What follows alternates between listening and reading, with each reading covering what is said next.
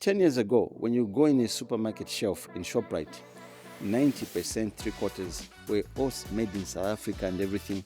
Now, when you go there, what you do is just get the label, see where it's been made, and then you will see most of these are made in Zambia. So most of those have had support either from the World Bank project, ZATIP, and there's a bit of this AGS program. It also funded some of them.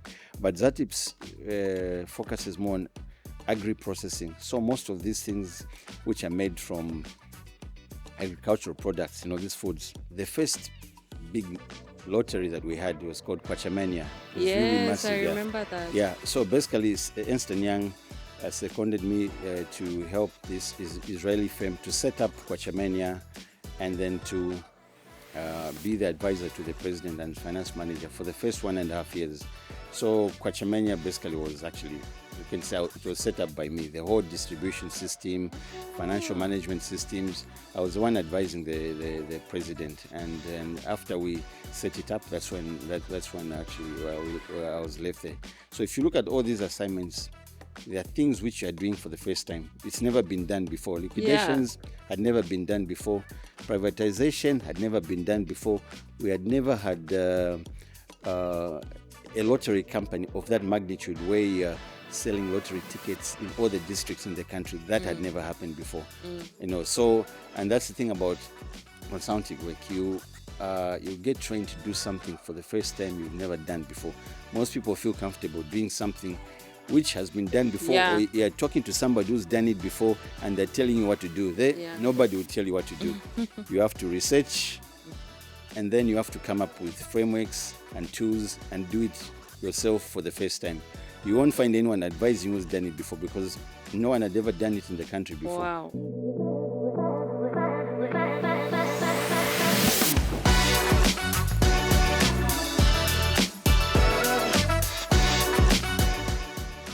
Hello and welcome to the Money and People podcast, the show where we connect the dots between financial success and the power of human capital. Today on the show, we are joined by Mr. Jetty Lungu. Welcome.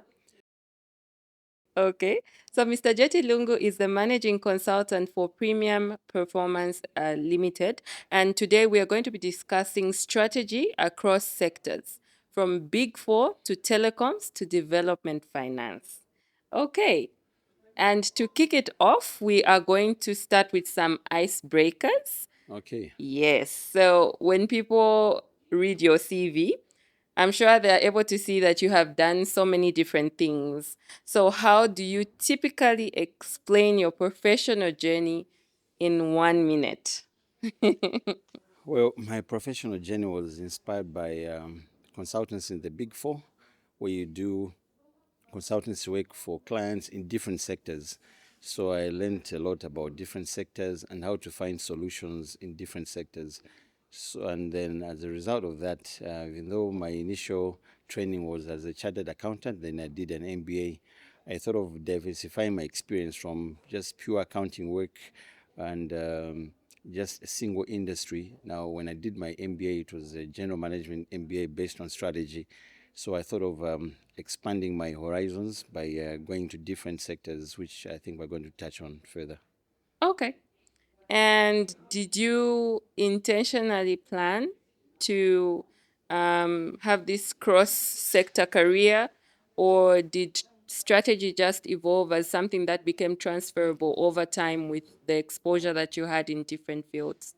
Well, my whole career was planned because when I was studying CIMA, one of the key things we learn in CIMA is basically it's a cross between management accounting and strategic planning. And it teaches you how to plan for the company. So the same way you plan for a company, you need to plan your career. So I looked at the trends in the environment, looking at the trends, the demand for skills.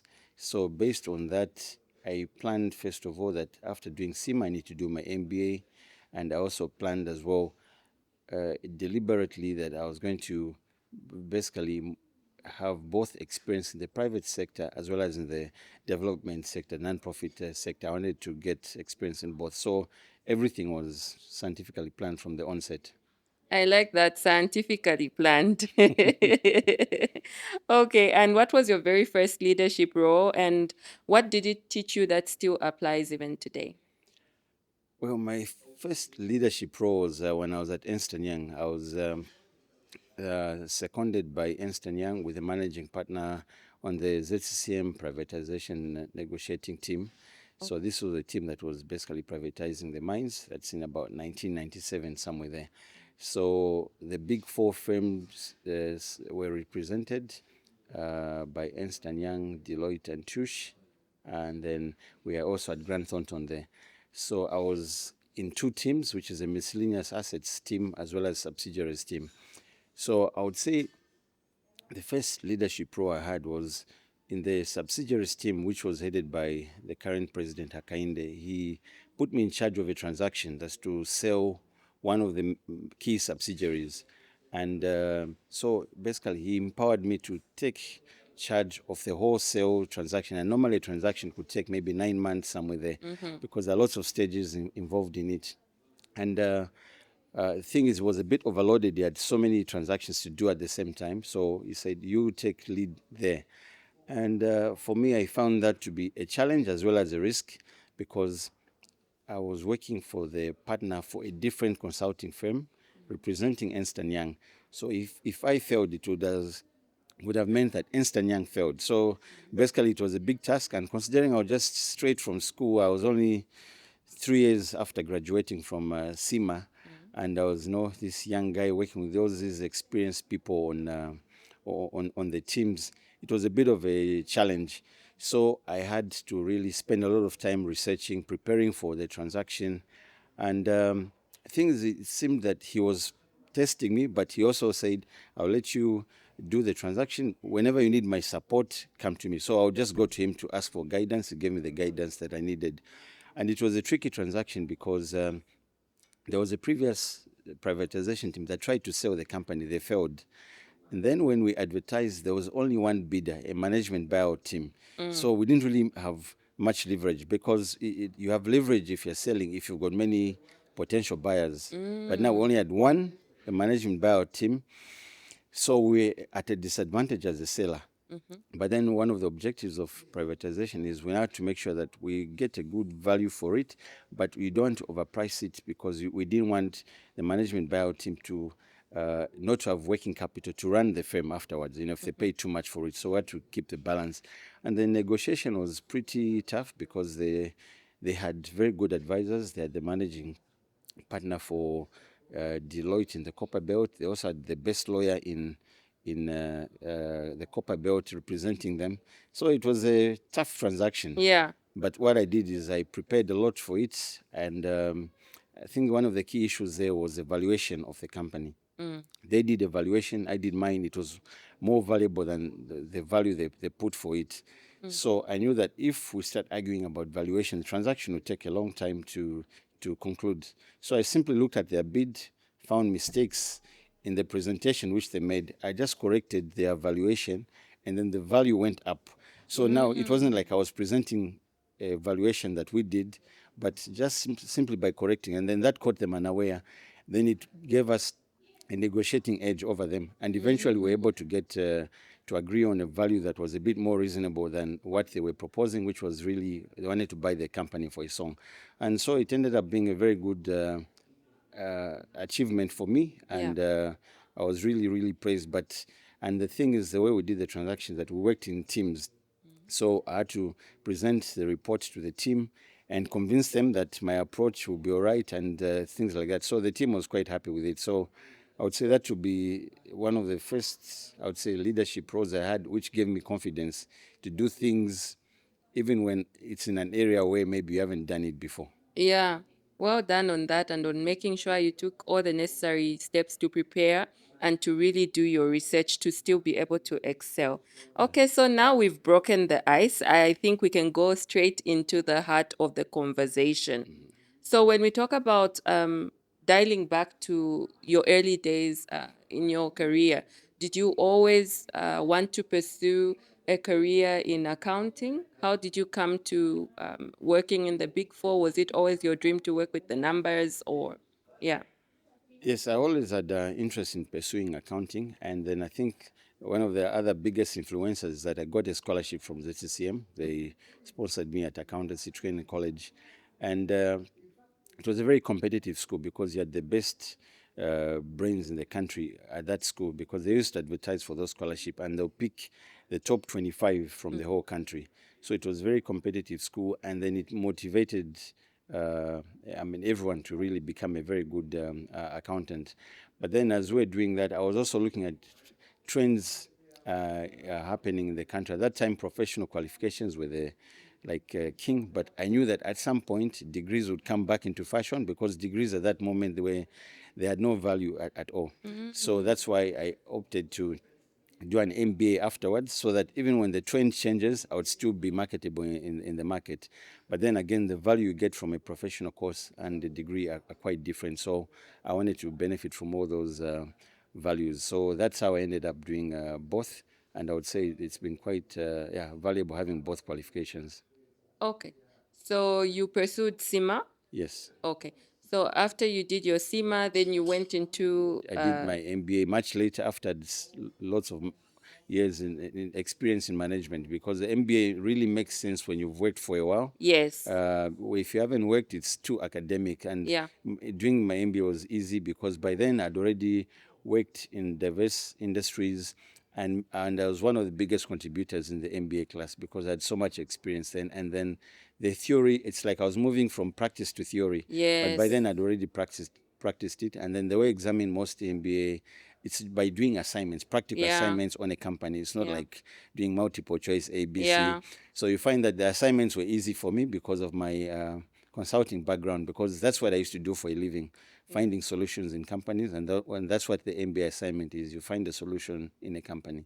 Yeah, that is true. I think I had the same experience as well when I was doing my MBA, and I appreciated having work experience first because it was so relatable. And Yes. examples I could give in the case studies and assignments were from real life Yes, things yes. that It I makes have it very practical. experienced. Yes, yes, Yeah. exactly. So when you finished your SEMA, you went straight into working for a big four No, I worked organization. for a smaller consulting firm called Contact Management Systems. I worked there for about 2 years. Then after that, that's when I went into the Big Four. But working that small firm also helped me a lot, because at that moment, the Zambia Privatization Agency was privatizing most of these state-owned entities. And they had lots of contracts, either on behalf of the potential the buyers, as well as sometimes they were hired by ZPA to do business valuations, due diligence of companies, state-owned enterprise, which they were selling. So before I actually did the ZCCM privatization, I'd done lots of privatization work through that Okay. small consulting firm, and we privatized quite a lot of these state-owned enterprises. Okay. Yeah. So from there, then you went to So then, so after, so the things when I was at Ernst and Young, most of the work I would be seconded on long-term assignments. Like there was ZCCM, there was Credit Africa Bank liquidation. So one of the first liquidations that we had was, a Credit Africa Bank, and then the other one is there used to be the first big lottery that we had was called Kwachamania. It was really yes, I massive. Yeah. remember that. Yeah. So basically, Ernst and Young seconded me to help this Israeli firm to set up Kwachamania, and then to be the advisor to the president and finance manager for the first 1.5 years. So Kwachamania basically was actually, you can say, it was set up by me. The whole distribution system, financial management systems. I was the one advising the president, and then after we set it up, that's when actually I was left there. So if you look at all these assignments, there are things which you are doing for the first time. It's never been done before. Liquidations had never been done before. Privatization had never been done before. We had never had a lottery company of that magnitude where you're selling lottery tickets in all the districts in the country. That had never happened before. So, and that's the thing about consulting work. You get trained to do something for the first time you've never done before. Most people feel comfortable doing something which has been done before, or you're talking to somebody who's done it before and they're telling you what to do. Nobody will tell you what to do. You have to research, and then you have to come up with frameworks and tools and do it yourself for the first time. You won't find anyone advising who's done it before, because no one had ever done it in the country before. Wow. Exactly. That's amazing. That's amazing. And so, did your time working in the Big Four really shape how you view strategy and problem solving? It definitely did, because I mean, in the Big Four, you are taught, first of all, how to prepare for an assignment, how to research for an assignment, and of course, you get your supervisors giving you guidance. But the thing is, you need to be a self-starter in a Big Four. It's not something where someone will handhold you throughout. They just give you a small push, then you have to swim on your own. Yeah. And you need to work extra hours just to get to that stage. You know, working late nights, working weekends, just to prepare, because the main interest in the Big Four is you need to deliver results, and it's very performance based. So I think that sort of shaped my career and my mindset. You know, so the mindset is where you do not fear any assignment. It's always possible. All you have to do is research, and of course, teamwork. You know how to work across teams. You're always working with teams, and you're learning from your team members. You're learning from the client. You know, so it's like you're all the time you're sort of absorbing energy, absorbing information, etc. I agree with that, having worked in the Big Four. Oh So yeah. I always feel like I'm always having so much more energy to do more and to look for things to do. That's why I'm doing this podcast. Yes, exactly. Yeah, diversifying. I mean, you're not Yes. narrow-minded. You know, you can only do this exactly. Yes, that Yeah, is yeah. true. So Okay. open-minded. Yeah. Okay, that makes a lot of sense. And in your experience, what do consultants often get right and what do they sometimes miss when they're advising organizations? Okay, I think one of the things I've noticed is sometimes consultants want to do everything on their own. You know, things consultants is very wide. You know, you can get, for example, whether it's in marketing, marketing has got areas of specialization. Whether it's governance, governance has got areas of specialization. Doesn't matter what area. Now, Yeah. normally, what happens is that when a client comes to you, they've got a problem. You may find that you need a range of skills. Now, because consultants want the money to themselves, they'll say, we'll do this on our own. Yeah. But then you may find that your skill set only covers 70% of the assignment. The other 30% you don't. Yeah. And ideally, what should happen is they need to team up with other consultants who are specialists in that area. But then that means that they will make less money, and most of them become greedy. They want to earn as much money. So you find that they'll assign someone to do the 30% who's not even competent to do that part. You know, so you find that now when you have your final report, the client may not be happy with certain things in the report simply because you decided to save money and to increase your profit and your returns on that assignment. But then a dissatisfied customer is not worth it for you to get that extra income. Yeah. So teaming up is, I think, an area of weakness.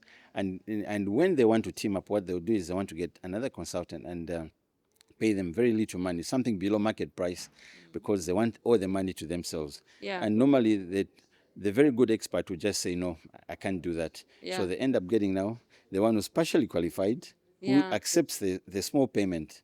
Yeah. Now, the problem is that the deliverable you get will be low quality, and then you have a dissatisfied client. So I think that's one of the biggest challenges that I've seen with working with many consultants, is that level of greed, and not making sure that you've got all the necessary skills on your team. You need all the skills, and sometimes you may find that you may need, even just to solve one problem, 5 people to do it. One person can just deal with 10% of that assignment, but that 10% is important because the solution is normally integrated. Okay. So I think that's one weakness that I've seen with the Zambian consultants. Okay. I think it's interesting. And as you were talking, I was just reflecting and thinking that for um, someone just starting out in consulting work and wanting to keep all the cake for themselves, I Yes. think I can see that experience Yes. showed you that you sometimes need to collaborate with Yes, the right exactly. level of SME, the subject matter experts. But Yes. also, what then guides new consultants on this is the right way for it to be done? Do we have a community of consultants somewhere in Zambia, or do people tend to often just wing it when they're starting out and learn as they Yeah. go? Mm-hmm. Or is there ways that people can be mentored by people who've been consulting for a long time? Well, I think the consulting sector is a bit fragmented in Zambia. It's not very well developed as other countries. For example, like in South Africa, within Africa, it's one of the most advanced ones. Then, as well as in the West, it's very advanced. So, because it's fragmented and information is very hard to come by, it's hard to know. There are no proper networks. So, there are a number of informal networks like. In the development sector, there's associations for business development providers, which are basically the consultants. They've got associations there, but then I mean, some people won't even know about them unless you're within the system. So apart from the BDS, you find that there, and now because of social media, there are all these groups, especially on WhatsApp, where a number of them will form a number of groups. So within there, you can find some networks, but they are a bit informal. So it's very hard to find a very formal, very well organized, well functioning network of consultants, because even the ones for the business development service providers, it's not very functional, but it does exist. So that's one strategy is joining those. But I think the other one is a strategy for someone who wants to start is it's basically like I've got right now a number of consultants who've said, I just want to get experience. Whenever you have an assignment, please add me on your team. Some will say, I'll even do it for free. Some will say, okay, you can just pay me like an internship. So the idea is to get in the system first, and then you make offers like that. But I prefer, instead of someone doing something for free, I would rather pay them, because if they're doing it for free, they'll feel like they're doing me a favor. And for me, it Yeah. has to be contractual. In a contract, you need consideration. You need to give value. Yes. So I prefer paying them, even if it's maybe 70% of the market rate rather than for free, Yeah. because then they'll know that they owe me something and they need to give good quality. So I think that's one way you can start by being a junior consultant. Then as time goes, when you get experience, you get more senior roles, but it takes a bit of time. So I think that's one strategy that can be used. And I think for the number of people I've developed who've sort of joined on the teams, and some would just say, I just want to come there, I just want to learn. Yeah. So I say, okay, not a problem if you want to come and learn, yeah. And so for me, I do mentor. I have mentored quite a number of, young students and upcoming graduates. Okay. Interesting. And so now you have worked in the Big Four. You then moved to telecoms. Yes, after Big Four, I would say I went into telecoms. But before telecoms, I wanted to get the way I started my career in the development sector. I was a CFO at one of the large international NGOs specializing in health, mainly delivering HIV/AIDS programs. So I stayed there for about 5 years, and I just wanted to understand basically how these NGOs operate, these international donor agencies work, grants work, and etc. So that gave me a very comprehensive, experience in that, and that's what now motivated me, at least to say, to sort of now diversify my consultancy, because then, like right now, I can do consultants in the private profit-making sector, even in the development sector. It's because of that experience that I got there. And the thing is, the people in the NGO world believe that the guys in the private sector cannot work in their world, and then vice Yeah, I've versa. heard that. Yeah, Yeah. so there are all these barriers to entry that they create. They don't want to get anyone from the other side. Yeah. But that barrier, I think, is slowly being broken. So I didn't want to be a victim of that. So that's why I worked in both, and I could easily switch from profit to non-profit whenever I decided. Yeah, but otherwise, there's those perceptions that are there. But I think those perceptions, they're going away slowly, but they haven't gone away entirely. Okay. And how did you identify the strategy in these donor-funded organization being different from that in the profit-making organizations? Okay, the thing about in the basically you have to look at the business model. You see, in a profit-making sector, the business model is a bit different. You've got your shareholder, you've got your board of directors, and mainly you're selling a product or a service. Yeah. So when you're planning, you're looking at the market. When you're scanning the market, you're looking at market trends, what's on demand, and the product or service which you're good at, and then you come up with a strategy of coming up with products to serve that particular market. So it's mainly your market research, and basically your customer is, someone like you who's buying maybe water from me. Now, in the donor world, it's a bit different in the development sector, because you're not really like selling a product or a service. But I think the key thing is on who is your customer. Now, the customer in the development world it's two-pronged. It comes from two sides. One is there's your actual beneficiary. So, Yeah. for example, if you've got an HIV/AIDS program, your actual beneficiary will be your HIV/AIDS patients. Yeah. But then your primary customer really is the person, because they depend on grants, who is giving you the money for that program. So you find that you have to balance between the beneficiary, who is the one consuming the service or the product. But now for that product to be, you have basically the funder. Yeah. And the funder can be a government, it can be a foreign government like US government. We got lots of money from the US government. You've got your European Union, and then there are all these multilateral development organizations such as the UN, etc. So in many cases, because you have to now look, if you look at who's got more influence, the one who's really got more influence is the one who's funding you. Yeah. So most of the time you find that when you're dealing with strategy, you really need to understand the environment of who the funders are. They've all got strategic plans. Some of them, like right now, new trends, most of them are now focusing a lot on ESG and sustainability. Yes. And then some of them may be looking at maybe health or SME development or trade and investment programs. But whichever way, like right now, most of them are integrated with sustainability. Yes. So now it means when you are doing your strategic planning, you have to look at where are the trends going. There's a lot of focus on sustainability. There's a lot of focus on things like cybersecurity or artificial intelligence.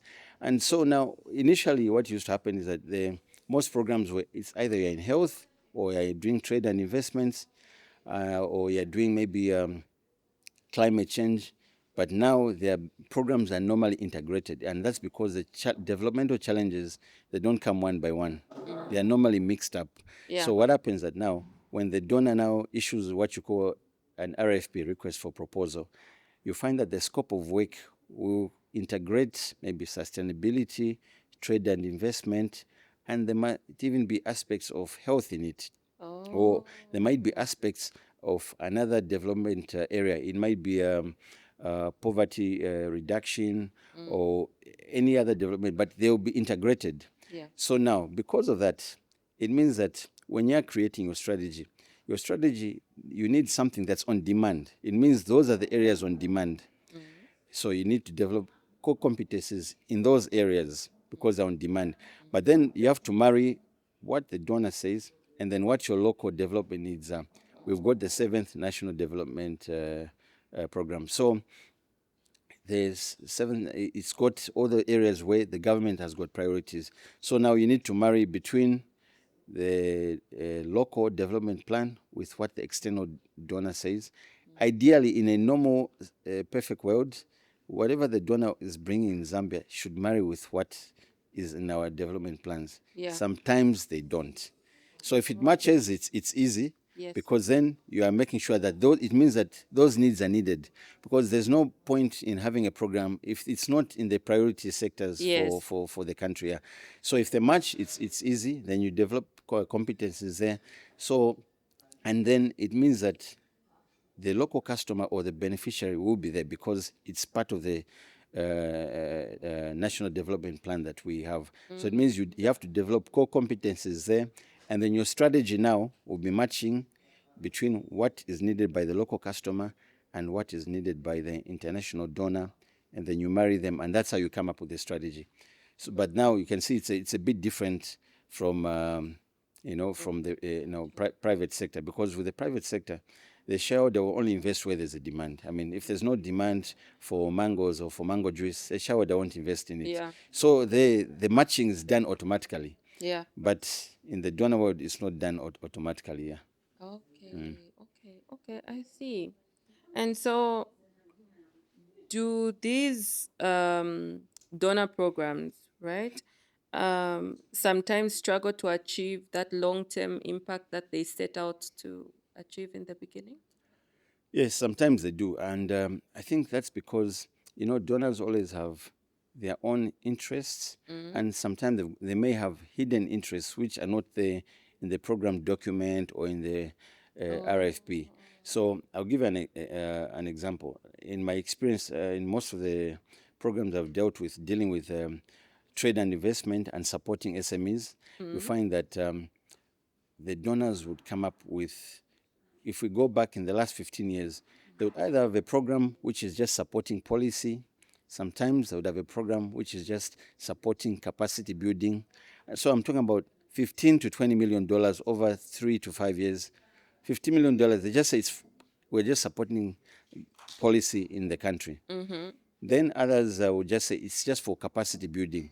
Then others will say, okay, we'll be doing capacity building, but at the same time, we'll be giving loans and grants to the SMEs. So initially, what used to happen is that Zambia would just accept me. You find $20 million just on policy. A number of them would come, but not much impact happens in that area. So now questions started being asked, like, we spent $20 million on policy. There's another program by the EU, another one by the USAID. It's on policy, but things are not really moving much. And then the Zambians are saying, no, we want grants. We want expansion programs for our SMEs. So we want to get loans of $100,000, $200,000, or want to get grants or matching grants. Sometimes there can be a hybrid of them. Yeah. So the trend sort of now, it became pretty clear that those programs were not having much impact. So I think the trend sort of changed in the last 10 years. And I can give an example of about 2 programs I worked on where the government just put its stance.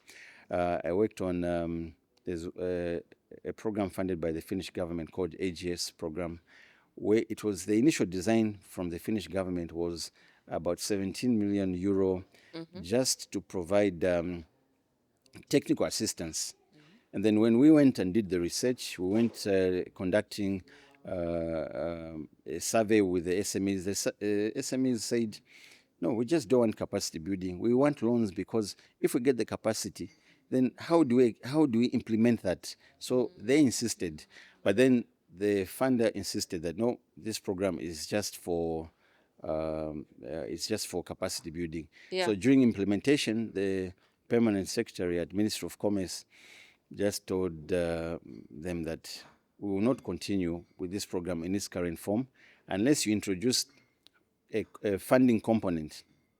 We are going to terminate the contract. And that's how they changed. And then after a year, they introduced now grants being given to SMEs. And the program ended up being successful because you're providing technical assistance. Yeah. And then you're also providing funding. They're able now to realize the plans which they had. Yeah. So we had a lot of SMEs now being involved in manufacturing, in agriculture. They were being funded because of the combination of technical assistance as well as funding. So now, if the original design was kept, it would have meant there would have been no lasting impact there. But now, because the design was changed, now there was some impact, because these companies now, they've grown, and some of them have met them on other different programs where they're now looking for bigger funding to expand. They've been operating for the last, now it's been about 7 years, somewhere there. So now the program design really determines whether you have a real meaningful impact or not, because if the design is not comprehensive, basically it has to attend to the needs of the SME. Yes. SME says, yes, I need technical assistance, I need money, I also need this. So if the design doesn't include those, it means the program will not be sustainable. At some point, what will happen, you spend all that money, and most of those SMEs will not even exist after 5 to 10 years. Yeah. Yeah. That makes a lot of sense. And so, from what you have mentioned now, are there any sort of takeaways that these development organization can borrow from the private sector in order to drive success on their various missions? Yes, there is. I think consultation with the beneficiaries is very, very important. The problem with, I think, some of the donors, what they do is when they're designing the initial program or the request for proposal, they'll bring in a consultant from their country. The guy will come in the country, spend 2 weeks here, has coffee with a few friends, then he's designing the program by having coffee with a few friends and not really talking to all the stakeholders. Yes. Because stakeholders would mean the government and its different departments, and then the SMEs themselves, the trade associations, all of them, Zaki, etc. You need to talk to them. And then the ecosystem will also include your business service providers, who are the consultants. They need to sort of do their research, talk to all of them, then design a program. But now what happens that, unfortunately for some donors, they just bring an international consultant. He just talks to one or two of his buddies, and then they design the program. And then the donor says, this is the program we have for Zambia. And normally you find that they won't even consult the Zambian government. They will just impose it. They will just say, we have $20 million for climate change. But the actual design of that climate change, maybe they haven't even consulted. Now, normally when that happens, the program will not be successful. If you do not consult your stakeholders, government and the different players in the ecosystem. And there are a number of governments which think they can just impose their will because they've got the money. Those programs have never been successful. But the ones who sort of consult, those programs are more successful because in the design, it sort of includes solutions which are realistic, and you find that they're more sustainable. And even during implementation, they get the support. When you impose, you find that you can call a workshop. No one will go there. You call a meeting with the government ministries, they won't go there because they were not consulted. So consultation is a very key thing in development solutions. And it's a simple principle. But unfortunately, I think there's a bit of arrogance with some countries. They don't consult. But we've got enough case studies to show that that doesn't work. Okay. Okay, that makes a lot of sense, and I hope lessons have been learned from those projects that were not successful because of lack of consulting. Okay, so now from the donor funded organization is when you then move to telecoms, right? Yes. So now in this space, what changed in terms of how strategy is formulated and executed versus when we're doing it in consulting? Okay. Okay, so I think that the area where I think I've seen the best strategic planning and execution is actually Airtel. If we compare across all sectors, and I mean, I've worked in Zambia, South Africa, I've also worked in Papua New Guinea in Asia. So even compared to Digicel, which is in Asia, the strategic planning and execution at Airtel, it's very advanced. They've got one of the most scientific strategic planning models. And I mean, before I went there, I was good. But when I went there, I was sharpened. I mean, because, Airtel has got some of the best brains in the world, not just Zambia, the world. When they're recruiting people, they recruit only the best. And then they make sure that the performance management system is so tight. Every year when I was there, the bottom 10% would be removed, and they would actually make it clear. When they do evaluations, if you're in the bottom 10%, you go out. So it means bottom 10%, they are removed, basically, contracts terminated. You bring in new people. So you need to be in the top 90% to stay at Airtel. Wow. If you're not in the top 90%, you go out, and everybody would know it. So because of that, there was a lot of competition. Basically, it means you have to be stepping on someone. If you're being stepped on, you're not. It means you're gone. So that's how it is. So because of that, you find that everybody was a hard worker, working extra hours. Everybody would go out of their way to achieve their targets. Everybody had targets. Now, going back to the strategic planning process, what Airtel does is they basically use strategic planning the way it is in the textbook. Simple. You get the textbook model and they implement it to the book. That's why I saw theory happening according just exactly what you learned in school, but they do it so systematically, so scientifically. It's not academics there. Because you're seeing it work, you now understand the theory. Yeah. So So you find that as a result, and because they've got people already learned, they already know when you're discussing the theory, they already know what it is because they're only sharp minds that they bring there. Yes. So the strategic planning process is just like in the textbook, and then we used to call Airtel the Airtel Business School because everything we did was scientific. Everything that you see happening at Airtel doesn't happen by chance. It's a science. And they're Okay. very, very particular there. So, and I used to be in charge of strategic planning as well as managing strategic projects. Okay. So you find that apart from doing the strategic planning for the organization and doing it over and over, I mean, like you do the annual operational plans and you do your budgets, we'll just do it in such a scientific manner. Everybody was involved.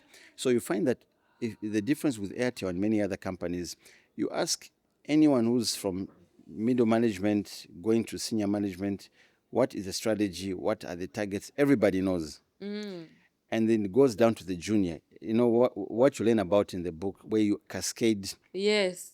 the They properly cascading really works. cascade it. Everybody understands what they're chasing. So because of that, it's like a machine. Everybody knows what their purpose is.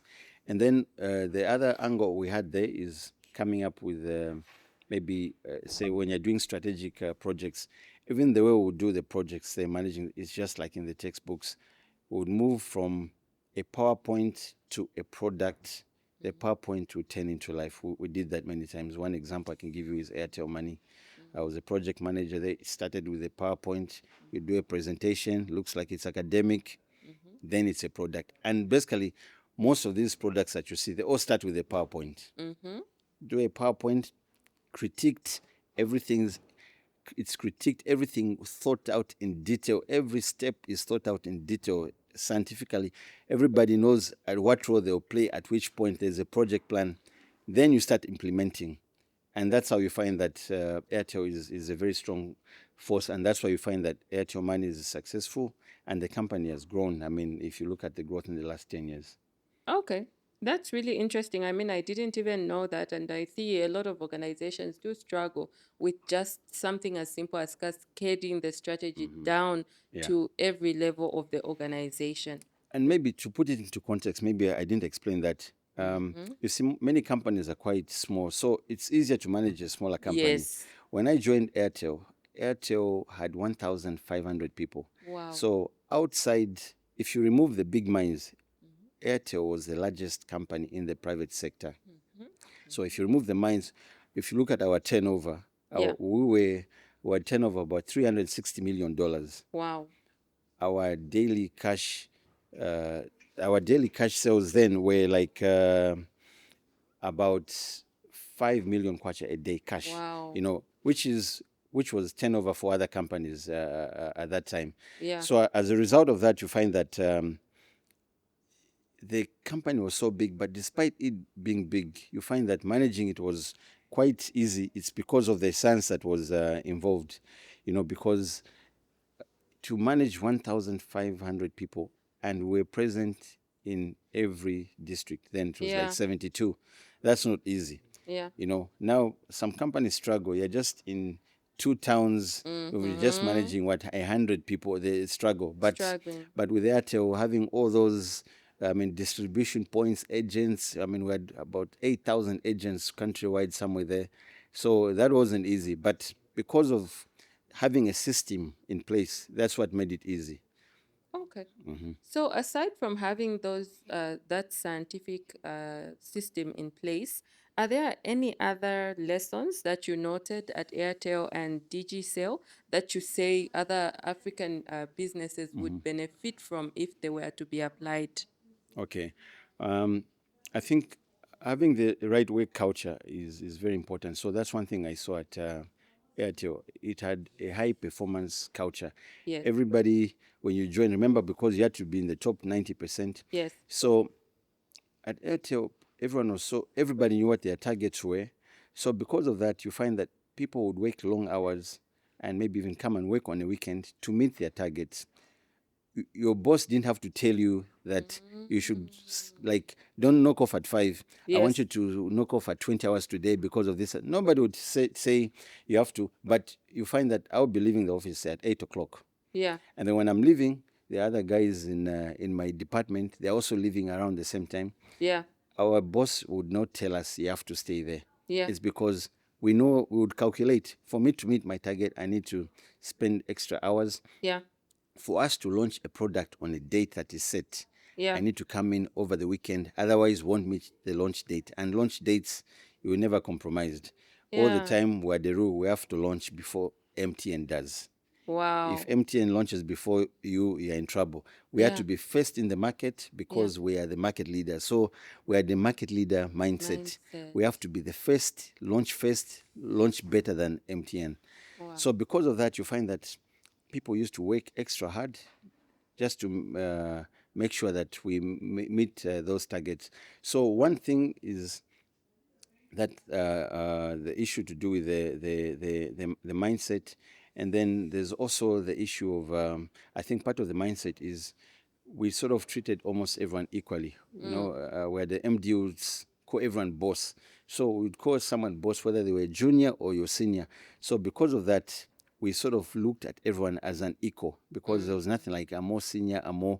So that gave people courage. They felt appreciated. So just having that mindset, feeling appreciated, being able to contribute when you're having project meetings, it just changed everybody's mindset. So mindset is very, very important because then you have people are willing to die for the company. Yeah. I mean, I would have interviews where we just want someone with maybe a higher diploma and have someone with a master's degree. They just say, please just hire me. Even with a master's, I want that job. I say, no, but you're overqualified. Yes. People would fight just to come and join Airtel. Wow. So that's why you find that it was able to attract high performance people Yeah. and retain those high performance people. So just having that mindset was very, very critical. And we were able to work as teams. Mostly we work in projects, teams, cross-functional teams all the time. So that was the work culture there. So that's something that I would say I learned a lot from Airtel. Then the other thing is Airtel wasn't the best paying company. Really? Deliberately. I mean, it could afford paying more, but Yes. the HR strategies, they wanted to be in the 75th quartile. Yeah, Okay. percentile. That's where deliberately we didn't want to be the highest paid. It All wasn't right. necessary. So even at that, we're still able to. We could poach from any company. Oh. So money isn't necessarily everything. It's because it was a good place to work in. Yeah. People just felt nice working, and they made sure that I mean, it was a very good working environment.